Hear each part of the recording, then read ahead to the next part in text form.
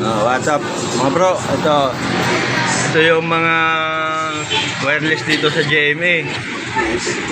Mga ni-repair na rin nila. Ayan, ito na sira. Akala nila gumagana pa yung dynamo. Ayan, yung carbon. Tapos na, binuksan ko na. Itong gitna, wala na rin. Kaya mas maigi nito, mga tatlong ganito, tapos mayroon ka pa rin ng ganito, corded. Ito pang makapal, ito pang finish. Mga pang finish na lang kasi ito. Kaya nga hindi na gagawa ng wall kasi pang backup lang ito eh. Service ka, tapos brown out, yun, gagamitin mo. Kaya ang battery nun, yung mga i-ready lang, double A, ayun.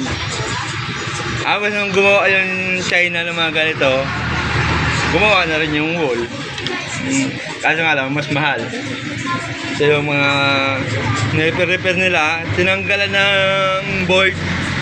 Nawala na yung board eh. Nirekta. Hindi lalo nasira, lalo nasunog. Lalo na ubos yung carbon niya. Hindi pala siya natatanggal, no? Tapos palitan ng bago, no? Wala yan, hindi palitan yan. Hindi, no? Ito nga lang, kaya pag binubunot ko to, nahatak to, wala na, di mo na maibalik. Kasi pag binubunot ko to ng plies, wala, nahatak dito sa ilalim. Talagang ano to, disposable pala talaga. Disposable talaga yan. Kaya siya sabing disposable. Pag nasira, wala na, bili ka na ng bago. Ngayon, mura. Anso niya. Oo. Yung mga rewind yan eh. Ayan, pwede yung manu-manuhin. Kaso kung paglagay ng mga ganyan, masilan yan eh. Machine ang gagawa niyan eh. Then basta-basta maglagay niya ng tao niyan. Okay lang sa mga grinder kasi malaki yun. So, pakaliit niya, no? Lalagyan mo pa ng tanso yung gitna niyan para mag-connect dito sa loob. Para umikot. Naubos yan, no? Yung kinakain na. Diba? Ito pag ginawa nila, direkta. Paano mag-charge yan? Ano pa itong battery nito eh? Hindi yung... in-order nila yan sa Shopee. Ngayon kasi silabasa ng mga ganito, lalo na to, alam mo, all metal, chrome lang. Mura na yan, kasi plastic lang to eh. Ang karamihan naman ito nasisira dito, sabitan ng spring. Ito yung mga ganito, yung una namin order, bakal. Ngayon plastic na rin. Plastic na rin. Sabi ko bakit gano'n? Ang gaan na eh, diba? Ang na. Tapos mahina ng Ang andar. yung motor. Yung mga una niyan, at tulad ng mga binibinta ko dati, yung kulay gold. Oo. Tapos Bakal kulay, talaga siya. bakal yun, aluminum yun eh. Ngayon, wala na, mga plastic na.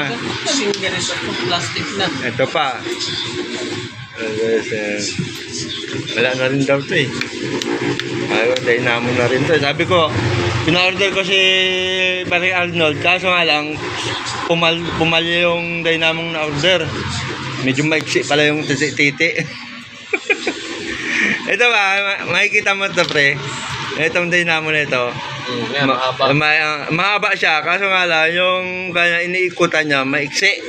Kaya yung kanang talim, vibrate, maiksi lang. Kaya lang yung tinatakbo ng talim. Oo, ganun lang siya. Yung katulad nung sa'yo, malawak yun. Mataas ang hataw. Kaya ang magandang kain nun. Pero pag mga ganito ikot lang siya na ikot. Akala mo pumuputol sa buhok. Ito, tulad nito. Ano lang siya. Ay iba, liliit pa ng ngipin. Hindi na pasok sa buhok. Diba? Ang hataw niya. Plastic na rin pala to. Hindi, bakal. Ay, bakal pa yan. May mga plastic na yan. Mayroon na nga yung in-order namin nakaraan. Nagpa-order si Nante. Sabi, ganito to, plastic na. Dami. Pinipeki agad. Tuwa kasi nagiging gan tayo eh. Nagiging ignorante sa gawan China eh. Damura eh. Tapos walang wire. Walang wire eh. Hindi ka pa ikot-ikot dyan eh. Yung tinuruan kong barbero, nilagyan niya ng saksakan doon sa likod. Tapos yung sabitan ng reason, andyan din sa likod. Para hindi na kakalat yung wire galing dito. Yung upuan ko, ganyan din dati. May upuan ka pang ganito. May, Ha? gusto mo?